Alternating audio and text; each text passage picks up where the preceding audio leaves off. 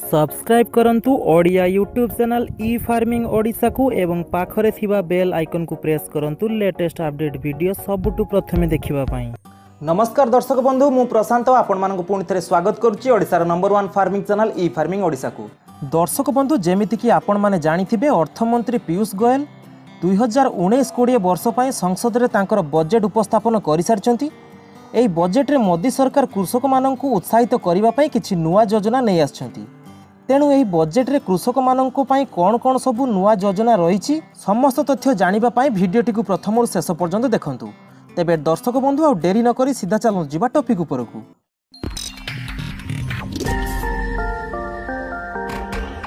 दर्शक बंधु अर्थमंत्री श्री पीयूष गोयल तांको बजेट अभिभाषण प्रदान बेले मध्यम वर्ग और चाषी कूल पई बड़ घोषणा करचंती। से कहिसंती जे एहा एक मध्यवर्तीकालीन बजेट होइतिले मध्य चाषी और मध्यम वर्गर लोक माने पूर्णांग बजेट को अपेक्षा करि परिबे नाही।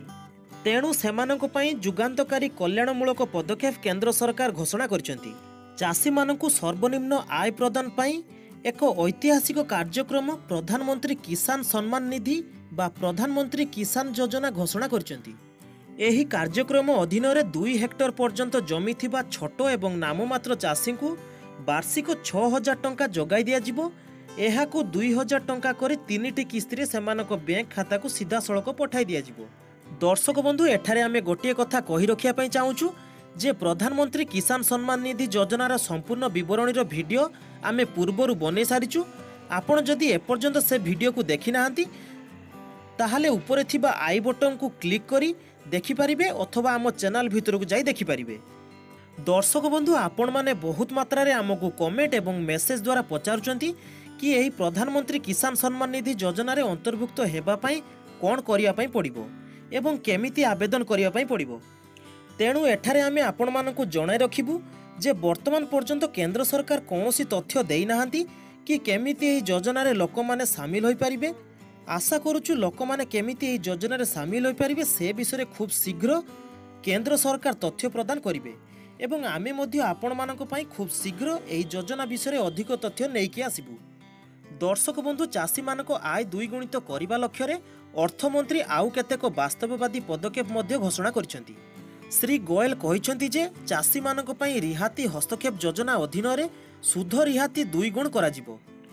विपर्जय प्रभावित अंचल रे चाषी मानकु बड़ धरणर सुध रिहाती मिलिबो एवं आम ओडिशार चाषी भाई मानकु मध्य एहा द्वारा भल लाभ मिलिबो। सुध हस्तक्षेप योजना रे 2% एवं ठीक समय ऋण परिशोध करुथुबा चाषी को आउ 3%। एहीपरि भाव सर्वमोट 5% सुध रिहाती मिलिबो। इतिमध्य केंद्र सरकार 22टी मुख्य फसल उपरे उत्पादन खर्च को समर्थन जगाई दैछंती।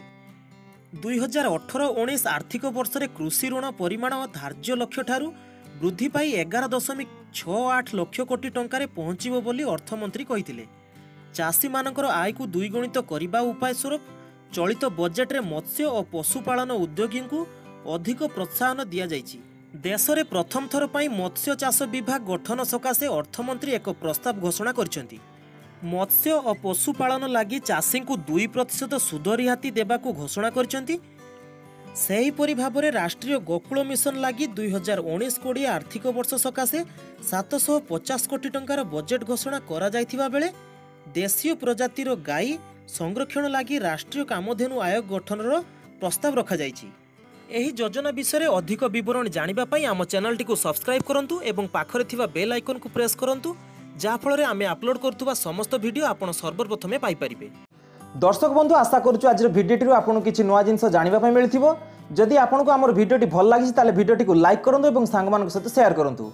आपनकर जदि किछि प्रश्न थाए ताले मु कमेंट बॉक्स रे लिखंतु नहले हमर फेसबुक पेज को मेसेज करंतु। फेसबुक पेज रो लिंक मु आपन डिस्क्रिप्शन रे दे देइछि। तेबे दर्शक बंधु आज पाई समय हो गलानी पुणी देखाबो आउ एक सुंदर वीडियो सहित। सेतेबेल जाय रहूची नमस्कार। जय जगन्नाथ।